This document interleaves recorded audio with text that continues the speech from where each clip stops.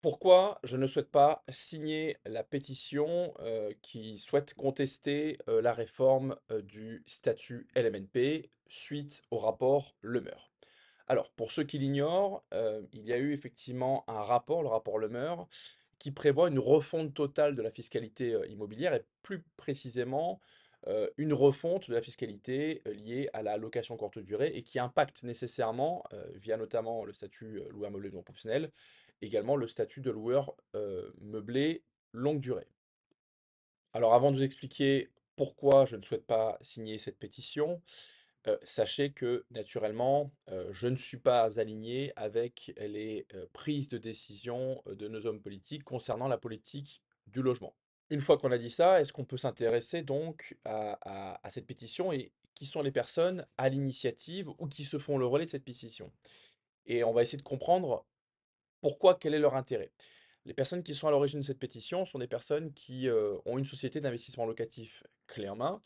Autrement dit, une société qui va vous vendre donc un bien meublé, rénové, avec un rendement garanti. Et bien souvent, bah, c'est pas du nu, hein, c'est donc des biens pour lesquels on garantit un rendement parce que justement on profite de ce statut LMNP.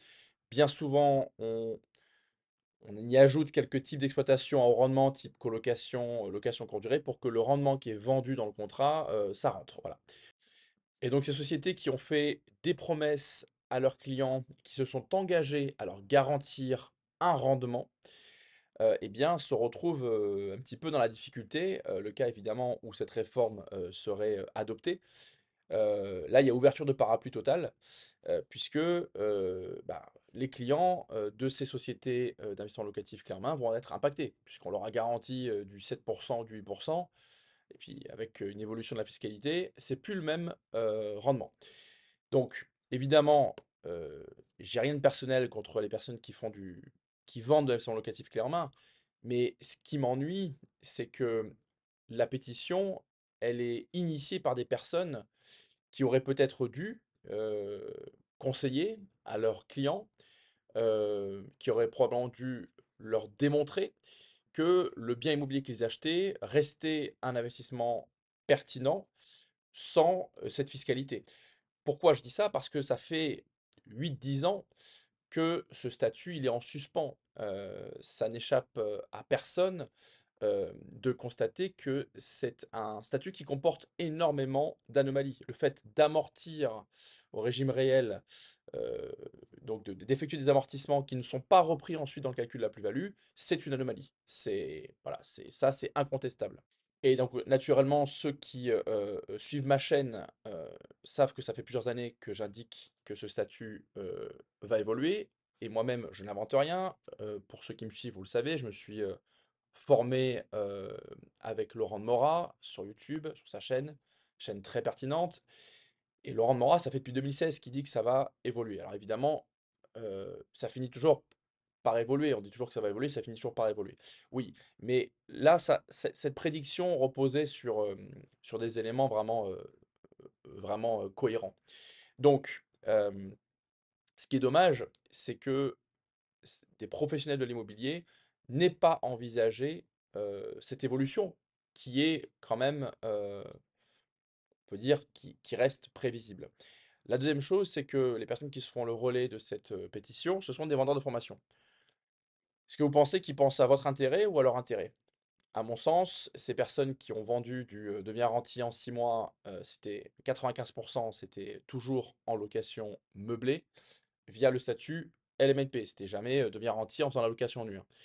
Donc ces personnes-là, évidemment, ont tout intérêt à ce que ce statut perdure avec les conditions actuelles, puisqu'ils pourront continuer, même s'il y a énormément d'évolutions qui ont fragilisé ces promesses, la hausse des taux, le coût des travaux, les hausses des taxes foncières, les réglementations, etc. Je ne vais pas en reparler, j'en parle déjà sur ma chaîne, mais évidemment, ils ont tout intérêt à ce que ce statut garde ses conditions pour continuer à tenter de vous vendre leur salade.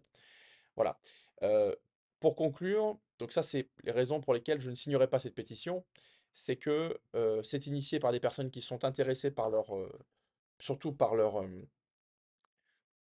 intérêts personnels.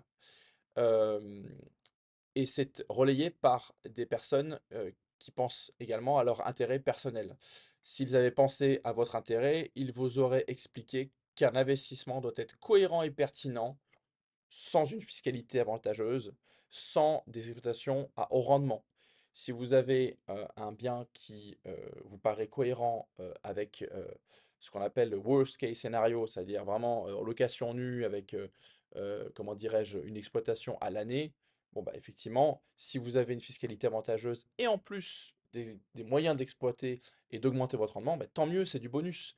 Mais un investissement, n'allez pas investir dans un bien que s'il est pertinent sous ces types d'exploitation ou avec cette fiscalité. Et là, mon sentiment, c'est que beaucoup ont joué ont utilisé ce statut pour s'enrichir en vendant des produits ou des solutions miracles. Et c'est en ça que je ne suis pas d'accord.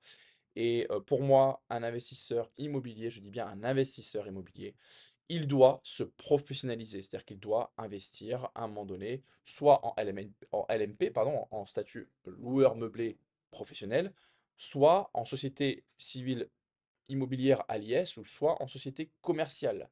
Donc ceux qui ont anticipé cette évolution du statut LMNP, ou ceux tout simplement qui ont professionnalisé leur parcours, croyez-moi, ils sont très très peu impactés par cette réforme. Allez, bon courage à tous et à bientôt.